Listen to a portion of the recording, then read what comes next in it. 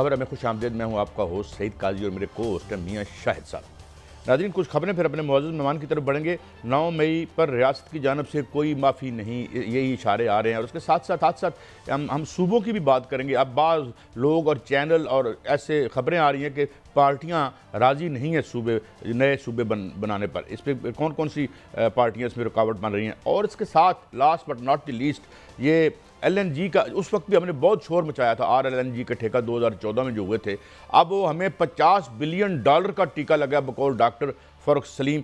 इस पर भी बात करेंगे। हमारे साथ डॉक्टर का मुलाकात होंगे थोड़ी देर बाद, मगर इस वक्त हमारे साथ हैं। और इसराइल के पर भी बात करेंगे, क्या 6 लाख लोग की कुर्बानी देकर वो ग्रेटर इसराइल का ड्रीम पूरा करेगा और आलम इस्लाम इसी तरह खामोश रहेगा। मेरे साथ मौजूद है जनाब मुनीब फारूक साहब, किसी तारुफ के मोहताज नहीं है, बहुत शुक्रिया। हजूर, ये क्या सूबों वाला मामला है? और ख़बरें आ रही हैं कि जी शायद ये एक तो 9 मई की हम बात करें कि भाई उसमें तो कोई माफ़ी वाली बात नहीं है, और वो जो कॉलम लिखा गया उसकी तरदीद आ चुकी है। मेरे ख्याल में उस पर तो अब क्लैरिटी होगी। और अब और ये फरमाइए कि अब आगे सिलसिला, और ये भी कहा जा रहा है कि एक शिक ख़त्म कर दी जाएगी आइन में 27वीं तरमीम में, जो लाजम करती है कि जी 2/3 मेजॉरिटी हो तो सूबा बन सकता है सूबाई असम्बली में। जनाब, योर टेक मुनीब फारूक साहब।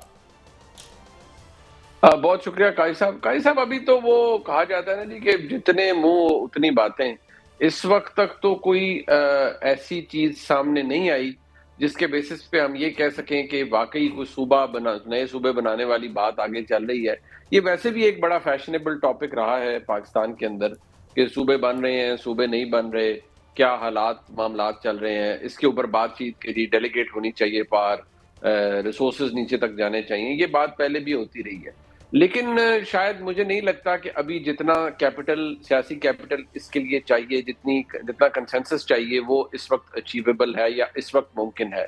कि some time down the line अगर हो जाए वो और बात है। मुमकिन है इस बात को सामने रख के चंद और चीज़ों को दुरुस्त करवाया जाए, या ख्वाहिश हो कि दुरुस्त किया जाए। जैसे NFC अवार्ड की जो तकसीम है, उसके ऊपर शुरू दिन से पाकिस्तान के अंदर एक डिबेट रही है, खासतौर पर जो एस्टेब्लिशमेंट को हमेशा से एक इशू रहा है कि ये जो डिवीजन है, और वफाक को भी इस पे रहा है कि ये डिवीजन जो है स्टेट वेल्थ की, ये प्रोपोर्शनेट नहीं है और सूबों को फायदा हो जाता है, वफाक बिल्कुल ही माइनस में चला जाता है और हर साल हजारों अरब के खसारे से शुरू करता है और कर्जे पे चलता रहता है। तो ये एक सोच तो हमेशा रही है, लेकिन ये नए सूबे बनने की बात अभी कोई इसकी कोई हतमी शक्ल सामने नहीं है। और जहां तक रह गई 27वीं तरमीम के उसमें क्या हो सकता है क्या नहीं, उसमें भी देखिए हुकूमत का डिनाइल इतनी अहमियत नहीं रखता कि कहीं अगर इस बात का इरादा कर लिया गया है कि कुछ चीजों को दुरुस्ती के लिए ये करना है, तो फिर शायद किसी स्टेज पर उसे ले आया जाएगा। गोया यानी you are not ruling it out, यानी और ये एक पॉपुलर भी एक, यानी अगर आप देखें तो इसकी सपोर्ट में ज़्यादा आवाज़ें आवाम के जो अवामी हल्के हैं वो इसको सपोर्ट भी कर रहे हैं। तो ये इसको देखते हुए हम समझते हैं कि रूल आउट नहीं हो सकता। नहीं, रूल आउट तो हमें आज के हालात में कुछ भी नहीं करना चाहिए।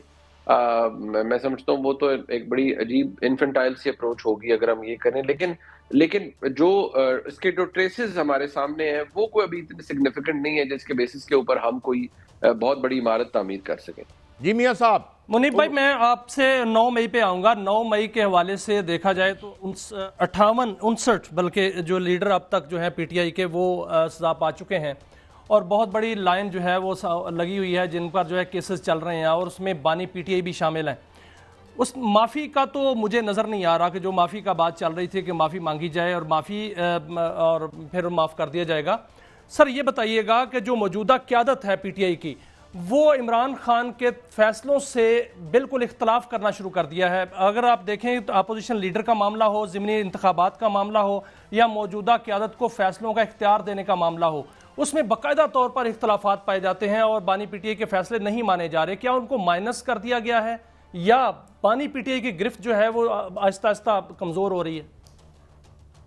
देखिए, अगर वो जेल में है और बाहर मौजूद नहीं है तो गिरफ्त तो उनकी कमजोर हो रही है। किसी को ये अच्छा लगे या बुरा लगे, वो गिरफ्त तो कमजोर हो रही है। आज ही के दिन सलमान राय साहब ने ये फैसला किया कि वो अपना ओहदा छोड़ रहे हैं, तो ये भी एक सेटबैक है तहरीक इंसाफ के लिए। देखिए, एक बात ज़हन में रखिएगा, तहरीक इंसाफ को शायद ये गलतफहमी थी कि शायद 9 मई हम इसको ہضم کر جائیں گے یا یہ ڈائجسٹ ہو جائے گا some time down the line, جبکہ وہ ثابت ہوا کہ وہ ایک ایسا مسئلہ ہے اور ایک ایسا توق ہے جو کہ تحریک انصاف کے گلے میں پڑا ہوا ہے، اور خود کو تحریک انصاف اس سے ڈسٹنس نہیں کر پا رہی، نہ ہی اپنی جان چھڑا پا رہی ہے۔ اور ذہن میں رکھیے گا کہ جو پاکستان کے اندر اس وقت حالات ہیں، اب 9 مئی شروع دن سے جب میں یہ خبر دی کہ جی 9 مئی پہ کوئی لین دین نہیں ہے اور یہ نان نیگوشیبل ہے، تو لوگوں کو لگتا تھا کہ نہیں یہ تو چند خواہشات کا ذکر کیا جا رہا ہے، جبکہ مجھے اس بات کا اندازہ بہت پہلے ہو گیا تھا کہ یہ نان نیگوشیبل ہے۔ اور دوسری بات یہ کہ بدقسمتی سے جو عمران خان صاحب کا موقف ہے وہ 9 مئی کے حوالے سے ایسا ہو چکا ہے، جو ان کا جو مطلب رہا ہے جو معاملہ، کہ اس نے عمران خان صاحب کو نہ صرف ایک پرابلم میں کریٹ کر دیا، ایک مسائل ان کے لیے بنا دیے، بلکہ وہ ایسا سچویشن بن گئی کہ وہ 9 مئی سے پہلے ہی انہوں نے اپنی ایسی پوزیشن اڈاپٹ کی، انہوں نے اپنا ذاتی سکور سیٹل کرنے کی بہت جگہ پر کوشش کی، بہت سے مسائل انہوں نے خراب کرنے کی کوشش کی، اور انہوں نے ایک باقاعدہ طور پر ایک جو 9 مئی کو لوگ ایک اور پیرائے میں دیکھتے ہیں، 9 مئی سیکنڈ اٹیمپٹ تھی پاکستان کی فوج کے خلاف، پہلی اٹیمپٹ تو اس سے پہلے ہو چکی تھی 2022 میں۔ تو ظاہری بات ہے جب آپ ایک ادارے پر پے در پے یہ حملے کریں گے، اور وہ ادارہ پھر جو اس کی انسٹیٹیوشنل پوزیشن ہے وہ تو بڑی کلیئر ہے کہ جی ہم اس بات کو تو کوئی ٹالریٹ نہیں کرے گا، لہٰذا وہ اب آرگیومنٹ ہو گئی چیز ایک کے بعد ایک، اور جو 9 مئی ہے اس کو تو باقاعدہ طور پر پاکستان کے وزیر اعظم نے کہا کہ وہ تو ایک انٹرنل ریوولٹ، انٹرنل کو کی کوشش تھی، جس کو اسٹیبلشمنٹ کے کچھ اندر لوگ تھے وہ بھی شامل تھے، اور اس وقت عمران خان صاحب بھی اس کے اندر شامل تھے، لہٰذا وہ تو اب تحریک انصاف کی اس سے جان چھوٹتی ہوئی نظر نہیں آ رہی۔ اچھا ایک اور لیکن منیب بھائی اگر اس میں سزا ہونی ہی ہے اس میں، کیونکہ یہ جرم تو ہوا ہے، تو پھر مذاکرات کس چیز کے ہوں گے؟ کیونکہ اگر سزا اتنے ممبروں کو ہو گئی ہے، اتنے لیڈرز کو، اور مزید بھی جو ہے وہ اس میں لائن میں لگے ہوئے ہیں، تو پھر مذاکرات تو نہیں ہوں گے، پھر تو ان کو سزا ہوگی۔ اور دوسری جانب جو اس وقت موجود ہیں قیادت، ان کے اختلافات اتنے بڑھ چکے ہیں کہ تحریک انصاف ہر آئے دن میں ایسا ہو رہا ہے کہ فلاں چھوڑ رہا ہے، فلاں چھوڑ کے چلا جائے گا، سلمان اکرم راجہ جو ہیں وہ دے رہے ہیں، استعفیٰ دے رہے ہیں، یا دوسری جانب جو ہے حماد اظہر اپنے الیکشن لڑنے کے لیے تیار نہیں ہے۔ دیکھیے یہ تو تحریک انصاف کے انٹرنل مسائل اپنی جگہ موجود ہے نا، لیکن آپ اس بات کو دیکھیے کہ مذاکرات کا آپشن ان لوگوں کے ساتھ تو تھا ہی نہیں جو 9 مئی کے اندر ملوث ہیں یا جن کو سزائیں ہو رہی ہیں، ان کے ساتھ تو نہیں ہے۔ ہاں یہ بات بالکل موجود ہے کہ جن لوگوں نے پارٹی چھوڑی، جن لوگوں نے پریس کانفرنسز کی، یہ ایک آپ اسے ایک ایلیمنٹ کہیں، ایک تضاد کہیں تو موجود ہے کہ جن لوگوں نے پارٹی چھوڑی ان کو پھر ان کی طرف ہاتھ نہیں بڑھایا گیا، لیکن جو لوگ 9 مئی کے اندر بالواسطہ بلا واسطہ جن کو کہا گیا کہ ملوث ہیں، ان کو تو پھر سزائیں ملی ہیں اور مل رہی ہیں، لیکن دیکھنا یہ ہے کہ ان سزاؤں کا آگے جا کے فیصلہ کیا، ان کا نتیجہ کیا نکلتا ہے، کیا یہ تاریخی طور پر درست فیصلے ہیں جو عدالتوں سے آ رہے ہیں، یا یہ اوپر کی عدالتوں میں جا کے کسی سٹیج پر تبدیل ہو جائیں گے؟ منیب بھائی یہ ایک اور کالم آیا ہے انصار عباسی صاحب کا، اور وہ کہہ رہے ہیں کم از کم پی ٹی آئی اپنے سوشل میڈیا کو کنٹرول کرے، اور پھر درخواستیں پہلے ہی ہمارے ہاں جو یعنی آزادی رائے جو ہے وہ کوئی اتنی اعلیٰ مثالیں نہیں ہمارے پاس، تو یہ جو درخواستیں دی جا رہی ہیں تو اس میں تو میرے خیال میں اب یہاں رکاوٹ آ جانی چاہیے اس کھیل کو، اور کیونکہ آئی ایس پی آر نے اس کی تردید بھی کر دی ہے، تو آپ کیا سمجھتے ہیں کہ یہ معاملہ پیچیدہ بنایا جائے گا یا اسے یہاں پہ ختم کر دیا جائے گا، جو کہ بہتر آپشن ہے میرے خیال میں؟ منیب صاحب دیکھیے میں عرض کروں کہ جو سہیل وڑائچ صاحب کا کالم تھا، اس پہلے کالم سے کسی کو کوئی پرابلم نہیں تھا، وہ تو چلے ہو گیا، ایک سلسلہ ہو گیا۔ جو بعد کی وہ وڑائچ صاحب کا ایک اپنا طریقہ کار ہے، وہ اس سے ایک وہ جسے کہتے ہیں لاسٹ ان ٹرانسلیشن والا معاملہ ہوا، اس کا ایک تاثر بڑا عجیب گیا، اور چند لوگوں کو لگا کہ یہ کوئی سہیل وڑائچ صاحب اپنے کالم کے ذریعے کوئی پیغام دے رہے ہیں، لہٰذا اس چیز کو اس طرح سے لیا گیا، جس کی وجہ سے پھر بعد میں D G I S P R جو ہے انہوں نے ایک اس کے اوپر اپنا موقف دیا۔ وہ معاملہ تو چلیں جہاں پر بھی تھا، وہ اب وہ ایک میں سمجھتا ہوں کہ وہ with the passage of time settle ہی ہو جائے گا۔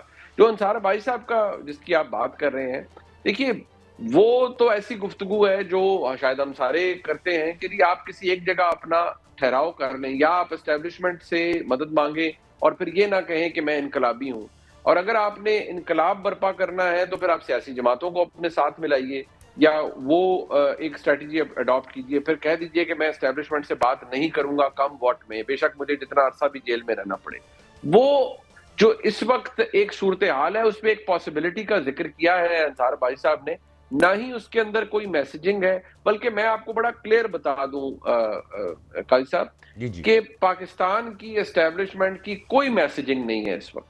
ان کا پہلے دن سے جو موقف تھا فیلڈ مارشل عاصم منیر صاحب کی قیادت میں جو پاکستان کی فوج ہے، وہ ایک ہی تھا کہ یہ 9 مئی جب ہو گیا، اس سے پہلے جو ہوا پاکستان کی اسٹیبلشمنٹ نے یہ بھی وقت دیکھا جو کہ پاکستان کی فوج کے سربراہ بھائی یہ تو بالکل آپ نے، میں ایگری کرتا ہوں آپ سے، میرا بھی یہی سٹینس ہے کہ کوئی اگر کوالٹیٹیو چینج کہیں ادھر ادھر سے نہیں آتی، جو ابھی نہیں آئی، تو یہ سٹیٹس کو رہے گا جو پی ٹی آئی اب ان کے لیڈر کا ہے.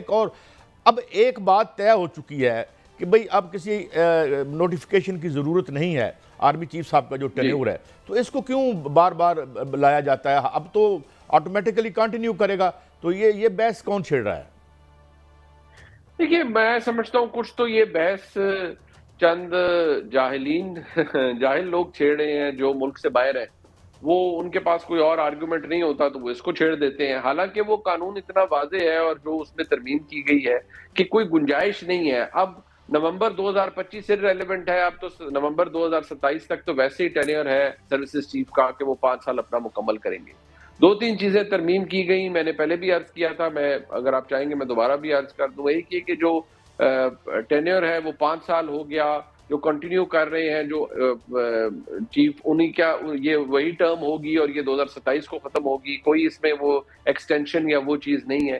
ایک اختیار یہ دے دیا گیا کہ جو یا اس کا جو تبدیلی کی گئی کہ جو فوج کے اندر جنرل کی ریٹائرمنٹ کی ایج ہے 64 پرہیپس، اس کا اطلاق سروسز چیف کی اوپر نہیں ہوگا. نمبر 3 یہ کہ اگر کوئی بھی حکومت کسی کو بھی کسی میں منیب بھائی میں انٹرجیکشن کر رہا ہوں، ایک معافی چاہتا ہوں، اگر کوئی بات ایکسٹینشن کی ہونی بھی ہے تو پھر 2027 میں ہو، 25 میں کرنے کی کیا ضرورت ہے؟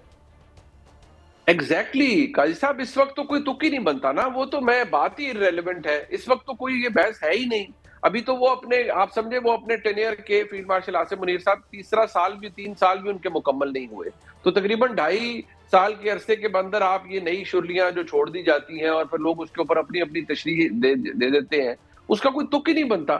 اور یہ لیکن بھائی اگر 2027 میں ان کا ٹینیور ختم ہونا ہے تو کیا اس سے بعد جو ہے وہ ایکسٹینشن وہ لے سکتے ہیں؟ کیا آپ کا کیا خیال ہے سر؟ دیکھیے وہ اس کے بارے میں تو نہیں کچھ بتا سکتا، وہ تو حکومت پاکستان فیصلہ کرے گی یا وہ خود فیصلہ کریں گے، لیکن اختیار قانون کے اندر موجود ہے کہ جو ری اپوائنٹمنٹ ہے وہ 5 سال کے لیے دوبارہ ہو سکتی ہے، قانون کے اندر یہ اختیار موجود ہے. بہت شکریہ منیب فاروق صاحب، یو آر سو کائنڈ، آپ ہمیشہ ہمیں وقت دیتے ہیں. ناظرین ایک بریک کی طرف بڑھتے ہیں اور بڑے اہم معاملات، اب پہلے آئی پی پیز ہی نہیں سی مان اور اب یہ ایل این جی کے جو تھے یہ گلے میں پڑ گئے ہیں. ترقی نہ ہی کیا کریں اس قسم کے ٹھیکوں سے، اگر ترقی آئندہ ہمیں کوئی سبق سیکھ سکیں گے، یا ماضی میں جنہوں نے یہ کیا ہے ان کو آج تک تو کوئی ہاتھ نہیں لگا سکا. اب یہ کیا نیا توق ہمارے گلے میں آ گیا ہے ایل این جی کا $50 بلین کا ٹیکہ بقول ڈاکٹر فاروق سلیم. ایک بریک کے بعد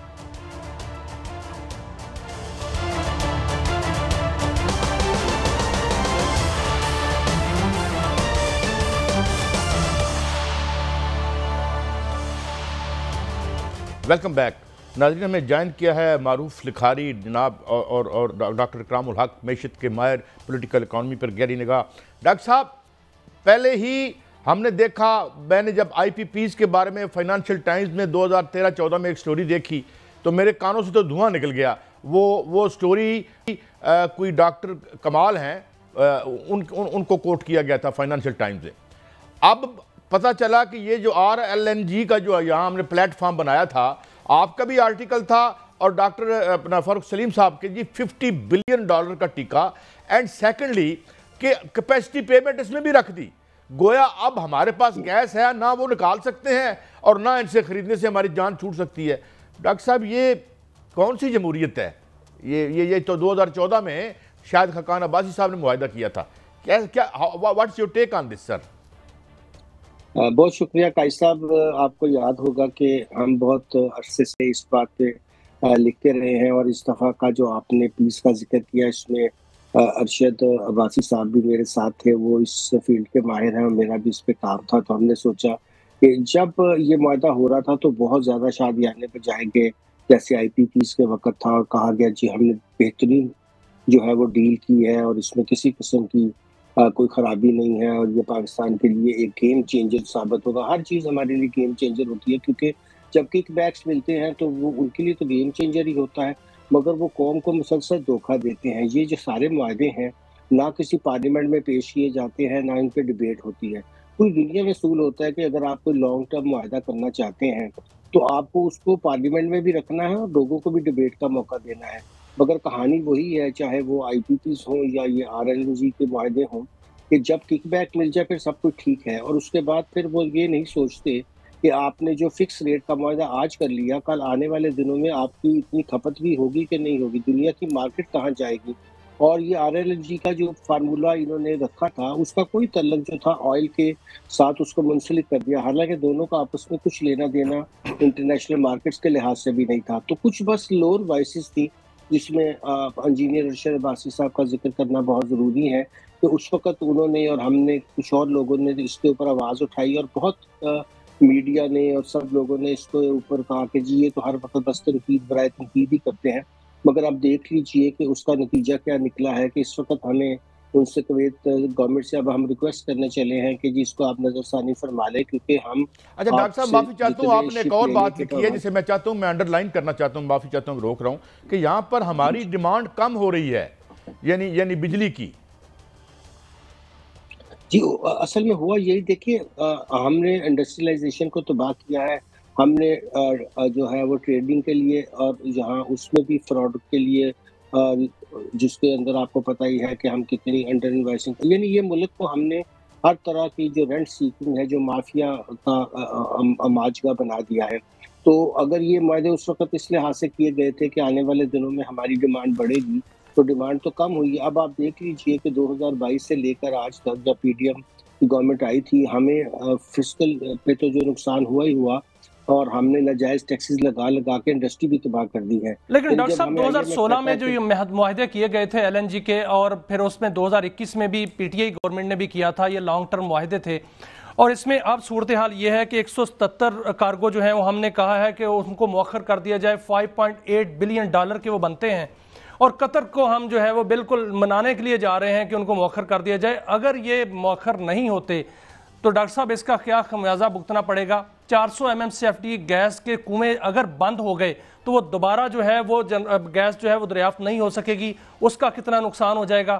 اور اس کے بعد علاوہ جو ہے وہ فرنس آئل جو کہ ہم اس لیے ایکسپورٹ کر رہے ہیں کہ ایل این جی جو ہے وہ ہمارے پاس سرپلس ہے، تو اس کا بھی نقصان ایک طرف ہے، تو یہ بہت بڑا نقصان جو ہے وہ قوم کو بھگتنا پڑ رہا ہے۔ سر جی میاں صاحب آپ نے درست فرمایا، دراصل دونوں ایلیمنٹ اس میں ہیں۔ ایک تو ہمارے وقت جو لوگ فیزیبلٹیز بناتے ہیں، جو آگے آنے والے دنوں کا نقشہ پیش کرتے ہیں، ان کی قابلیت یہاں خاص طور پر ایکسپوز ہوئی ہے کہ انہیں پتہ ہی نہیں ہوتا کہ وہ کیا بات کر رہے ہیں، اور چونکہ یہ بیوروکریٹک ورک ہوتا ہے اور اوپر سیاسی لوگ تو میں نے عرض کیا ان کے تو اپنے مسائل ہوتے ہیں کہ وہ کس طرح سے عوام کو بیوقوف بنائیں اور بس اپنی جیب گرم کریں، مگر اصل بات یہ ہے کہ اگر ہم نے ایسے معاہدے کر بھی لیے تھے تو ہمیں پھر یہ سوچنا چاہیے تھا کہ اگر ہم نے یہ لانگ ٹرم کمٹمنٹس پوری کرنی ہے تو ہمیں ان کا کوئی اور استعمال ہمارے ذہن میں ہے کہ نہیں، کوئی پلان بی ہے، کوئی پلان سی ہے۔ سمجھیے کہ اگر یہاں ڈیمانڈ کم ہو رہی تھی تو کیا ہم اسے کہیں اور یوز کر سکتے تھے؟ اور میں ایک چیز کے بالکل سخت خلاف ہوں کہ اس طرح کی ڈیلز گورنمنٹس کو کرنی نہیں چاہیے۔ دیکھیے اگر کسی کو ایلرجی چاہیے تھی انڈسٹری کو تو وہ انہیں ہم اچھا ڈاکٹر صاحب یہ فرمائیے کہ آپ نے 22 بلین ڈالر کی فگر آپ نے دی، 50 یہ کتنا لانگ ٹرم میں ہے؟ 130 بلین ڈالر کا تو ٹوٹل آدھا قرضہ تو یہ بن جاتا ہے ہمارا آلموسٹ ہاف، تو ڈاکٹر صاحب کتنا لاس ہوگا پاکستان کو، اور کیا کسی کو کوئی پوچھے گا ان پر یا چلتا رہے گا ایسے ہی؟ ایسے سب چلتا رہے گا۔ دیکھیے میں عرض کر رہا تھا کہ ابھی ہم اپنے اکنامک ماڈل ڈٹرمن نہیں کر پا رہے، کیا ہم ایک سوشلسٹ ریاست ہیں جہاں اس طرح کی پلاننگ کی جائے کہ ریاست خود امپورٹ کرنا شروع کر دے، بجلی کی قیمت خود ڈٹرمن کرے، بجلی کے کارخانے خود چلائے؟ دیکھیے یہ ہوتا ہی ہے دنیا میں کہ اگر آپ ایک اکنامک ماڈل بنانا چاہتے ہیں تو آپ انڈسٹری کو کہتے ہیں کہ یار جہاں سے سستی ملی ہے خود امپورٹ کر لو بھائی، اپنے ڈالر ارینج کرو، جو جی چاہتا ہے کرو، اگر اس کو فیزیبل ہوتا وہ منگوا لیتا، آپ 30 سال کے لیے کیوں اپنے آپ کو ایک معاہدے میں باندھ رہے ہیں جب آپ کو پتہ نہیں ہے کہ کل کو کیا پولیٹیکل انسٹیبلٹی ہوگی، دنیا کے کیا حالات ہوں گے، اور پھر آپ کو جیسے ہم کیپیسٹی پیمنٹس کر کے ہمارا برا حال ہو گیا، ہم مہنگی اتنی بجلی پیدا کر رہے ہیں، اس کو یوٹیلائز کر لیں تو شاید ختم ہو جائے۔ تو ڈاکٹر اگر وہ صاحب بجلی کا کوئی بھی ہم نے سبیل لکھا ہے اس اس کے سے بعد نکلنے ایکسپورٹ کی، یا اسی طرح بھگتے رہیں گے 2032 تک؟ جی اس کو بھگتتے رہیں گے۔ دیکھیں یہ مسئلہ یہی ہے نا کہ آپ کا انرجی کرائسس جو ہے اس کو جب تک آپ ہولسٹیکلی سالو نہیں کریں گے، اسٹرکچرلی سالو نہیں کریں گے، اپنی جان نہیں چھڑائیں گے۔ میں عرض کر رہا تھا کہ آپ کو فیصلہ کرنا ہوگا کہ ہم نے یہ کاروبار کرنا ہے کہ نہیں کرنا۔ بجلی کا کاروبار کرنا حکومت کا کوئی کام نہیں ہے۔ کوئی دنیا کے ممالک میں بجلی جو ہے وہ کمپنیز پروڈیوس کرتی ہیں اور صارفین کو مناسب ریٹ پہ دیتی ہیں، حکومت کوئی رسک لیتی نہیں اس میں۔ ہمارے ہاں ہر چیز کے اندر جو ہم نے یہ فیصلہ کیا ہوا ہے کہ اسلام آباد میں بیٹھ کر چند بابو ہی فیصلہ کریں گے اور ان کے اوپر جب سیاستدانی، اب اگر کسی کو دور دراز علاقے میں بجلی چاہیے وہ تو ملے گی نہیں، کسی کو وہاں آئرن لائن چاہیے وہاں تو وہ تو سر پلانٹ کیا لگا آپ نہیں کو لگ سکتا، رہا ہے کہ ڈسٹریبیوشن قطر وہ بھی مان تو جائے پلان گا اور لگائے گا۔ قطر 2032 تک یا 31 تک اس کو مؤخر کر دے گا اور ہم جو ہیں وہ $5.8 بلین کے اس پلنٹی کے خمیازے سے جو ہے وہ جان چھڑا لیں گے؟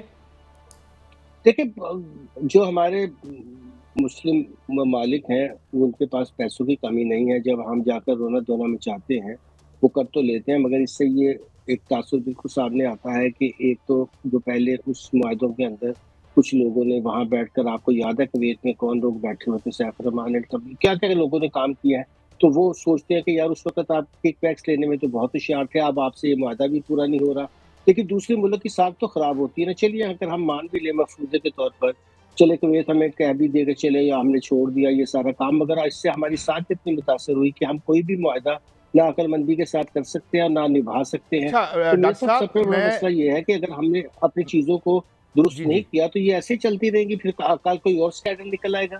اچھا میاں صاحب، میں چاہتا ہوں کہ آپ کے پاس جو خبریں ہیں وہ ذرا فرمائیے گا اور پھر ڈاکٹر صاحب سے ان خبروں پر تجزیہ لیتے ہیں۔ کیا ایکسکلوسیو آپ کے پاس میاں صاحب؟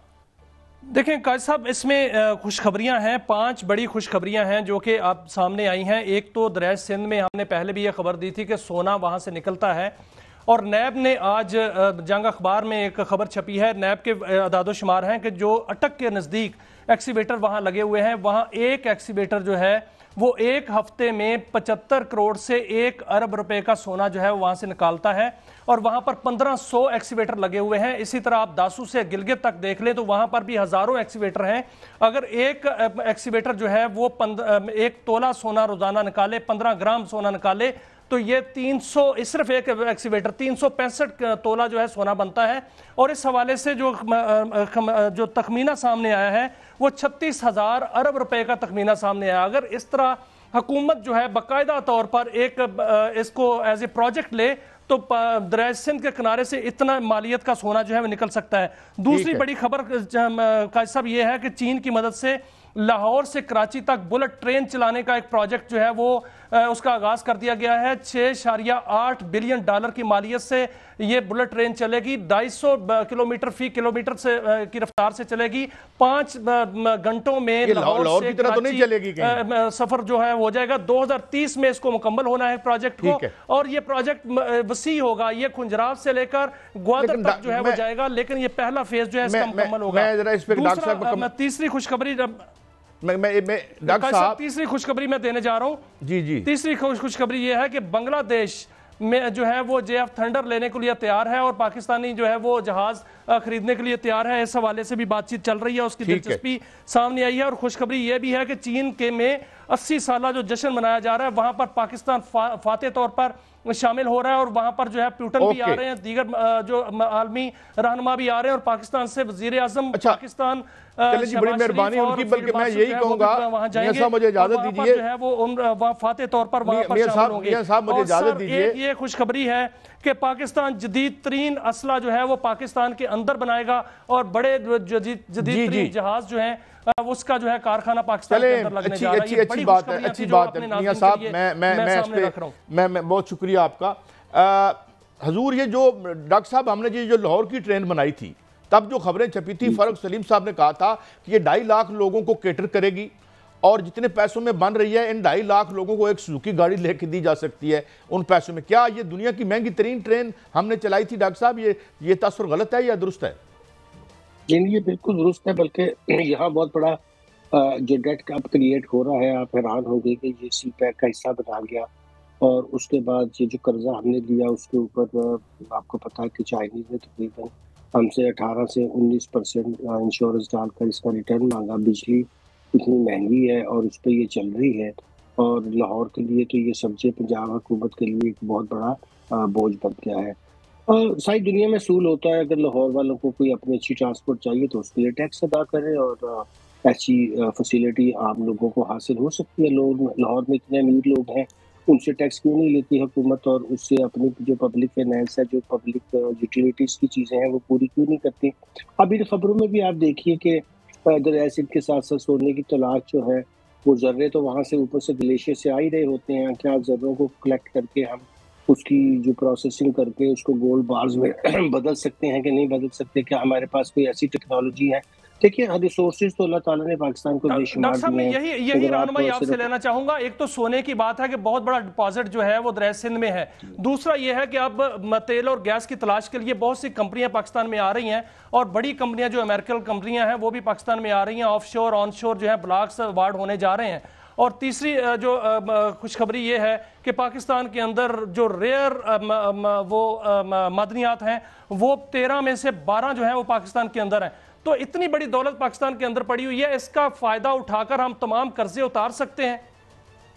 یہ بالکل بالکل آپ نے درست فرمایا۔ جہاں تک ہماری قدرتی وسائل کا تعلق ہے، ہم دنیا کے ان چند خوش قسمت ممالک میں ہیں جہاں اللہ تعالیٰ نے بے شمار قدرتی وسائل دی ہیں۔ لیکن ڈاکٹر صاحب میں آپ بہت شکریہ، آپ نے ہمیں وقت دیا۔ ڈاکٹر صاحب یہی آپ کی بات بھی کروں گا کہ اگر تو ہم نے ہیزل اولیری والے معاہدے کرنے ہیں اور اسی طرح جو RLNG کا کیا ہے، تو پھر یہ دولت بھی مرلی بے معنی ہو جائے گی۔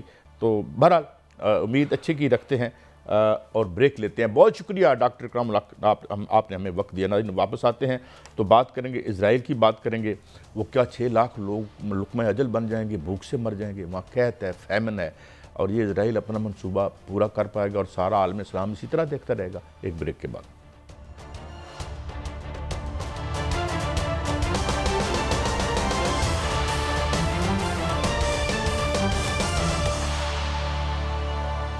ویلکم بیک ناظرین، ہمیں جوائن کیا ہے جنرل ریٹائرڈ ڈاکٹر رضا محمد صاحب نے۔ بہت شکریہ جنرل صاحب، آپ نے ہمیں وقت دیا۔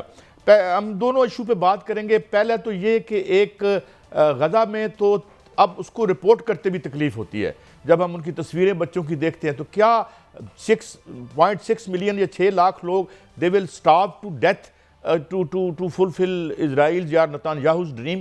کیا دیکھ رہے ہیں، پرسپیکٹو آپ کا کیا ہے ڈاکٹر صاحب؟ جی بہت شکریہ جی، جو آپ نے فرمایا ابھی اس میں کوئی شک نہیں ہے جی کہ وہاں پہ تو ایسے لگتا ہے کہ سینس لیس کلنگ مشین ہے، روبوٹس ہیں جیسے، بغیر کسی ہیومن کنسیڈریشن کے وہ ان غریب لوگوں کو، نہتے لوگوں کو جن کے پاس کھانے کے لیے کھانا نہیں ہے، دوائیاں نہیں ہیں، رہنے کے لیے کوئی جگہ نہیں ہے، ان کو ماری جا رہے ہیں۔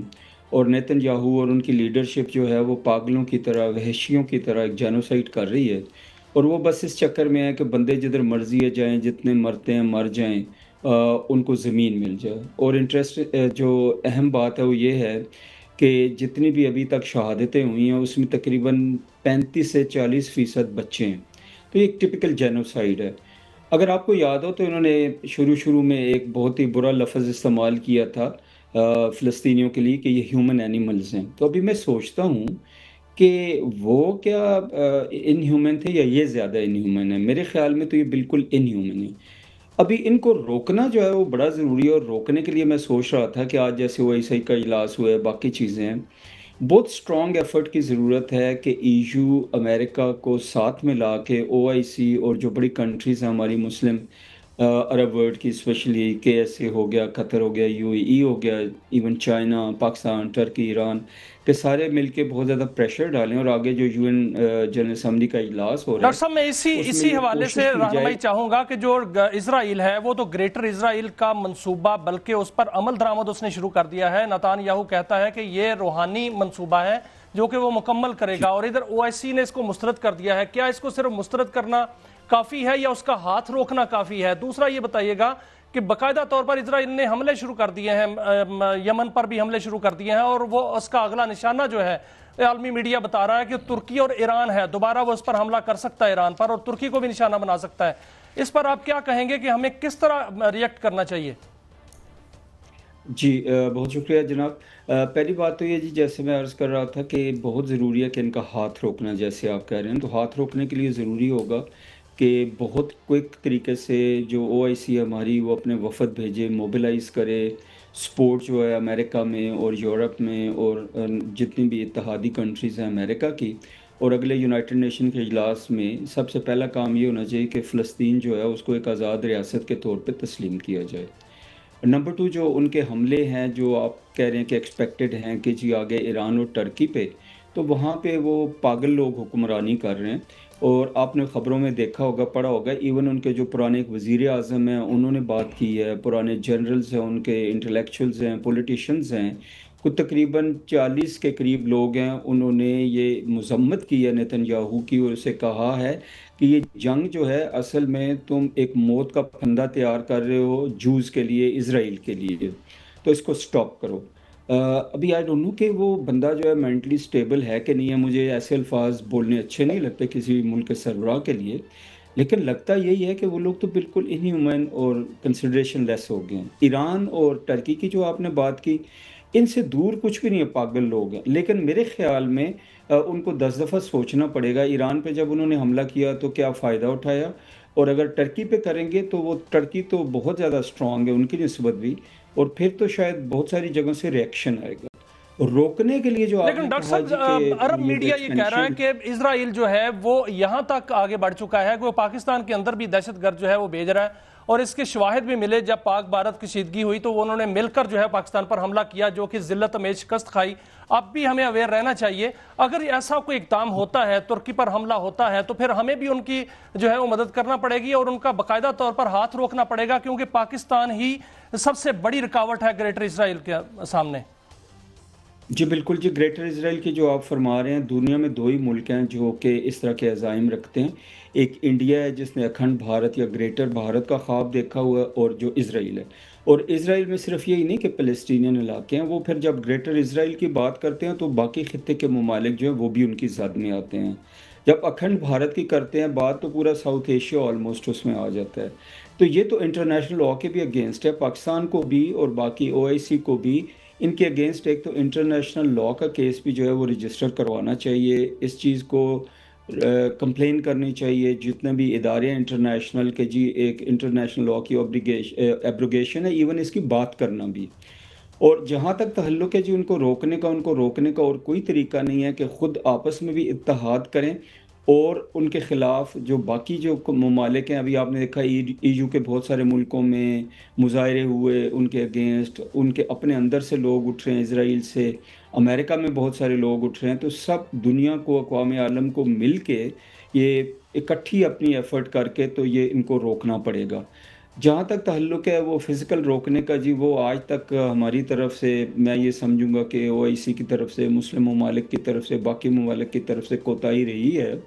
تو اس کو ایڈریس کرنے کا ایک ہی طریقہ ہے کہ بہت زیادہ پریشر ڈالا جائے امریکہ پہ. اور پریزیڈنٹ ٹرمپ جو ہیں وہ تھوڑے سے نان ٹریڈیشنل پریزیڈنٹ ہیں. ابھی تھوڑی دیر پہلے جو آپ بات کر رہے تھے جی کہ وہ ادھر ادھر وہ ملیشیاز بھی بھیج رہے ہیں، تو وہ تھوڑا نان ٹریڈیشنل صدر ہیں. ان کو اگر کنونس کیا جائے، پریشرائز کیا جائے کہ جی یہ بہت ظلم ہو رہا ہے اور آپ کی ریپوٹیشن کے لیے بھی اچھا نہیں ہے، تو میرے خیال میں وہ موبلائز کر لیں گے ایسی فورسز اور ایسے جو طریقے ہیں کہ اسرائیل کو روکا جا سکے. اچھا، یہ کتنا مؤثر، یہ جو وہاں پہ ایک کہتے ہیں جی انٹرنیشنل فائنانس سنڈیکیٹ ہے جس میں جیوز کا بہت اثر نفوذ ہے، وہی ان کی پالیٹکس اور ایون الیکشن کو کنٹرول کرتے ہیں. 60-70% فنڈنگ جو ہے ٹاپ کے لوگوں سے آتی ہے ان کے الیکشن میں بھی. تو یہ کیا دست نگر ہے امریکن رولنگ ایلیٹ بھی ان جیوز لابی جو ہے؟ جی بالکل ہے جی. انٹرسٹنگ بات یہ ہے جی کہ امریکہ میں 2 کمپنیز ہیں، بلیک سٹون اور دوسری کا نام ایک دم میرے ذہن سے نکل گیا. یہ 2 کمپنیز ہیں جو پوری دنیا کے سمجھیں کہ 70% تک یا بھی پلس مائنس بزنس کو اور فائنینسز کو کنٹرول کرتی ہیں. دونوں جیوز کمپنیز ہیں. اور اس میں کوئی ہمیں شک نہیں ہونا چاہیے کہ ان کا امپیکٹ بہت زیادہ ہے. ابھی آپ دیکھیں تو جوش لابی جو ہے ان کے پریشر میں آ کے پریزیڈنٹ ٹرمپ جو ہیں وہ ایران کی وار میں شامل ہوئے اور امریکن جو بامبرز ہیں B-52s وہ گئے اور انہوں نے ایران کی نیوکلیر فیسلٹیز پہ اٹیک کیا. تو بہت زیادہ انفلوئنس ہے, اس میں کوئی شک نہیں, اور اس انفلوئنس سے نکلنا بڑا مشکل ہے. تو جیسے میں کہہ رہا تھا ٹرمپ ایک نان ٹریڈیشنل صدر ہیں, وہ شاید یہ ہمت کر لیں. اچھا انڈیا کی تھوڑی سی ڈاکٹر بات صاحب ایک بہت بڑی ڈیولپمنٹ ہوئی پاکستان کے اندر کہ چین کے وزیر خارجہ پاکستان میں آئے اور انہوں نے جا کر جو ہے وہاں پر چینی وزارت خارجہ نے جو بیان دیا اس میں انہوں نے کہا کہ پاکستانی فوج پاک چین دوستی کا ضامن ہے.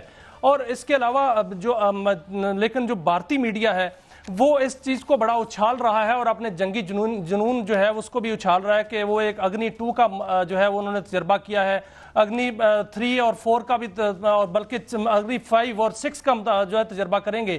تو اس میں ہم بھی اپنا ایک میزائل کا تجربہ جو ہے وہ کرنے والے ہیں.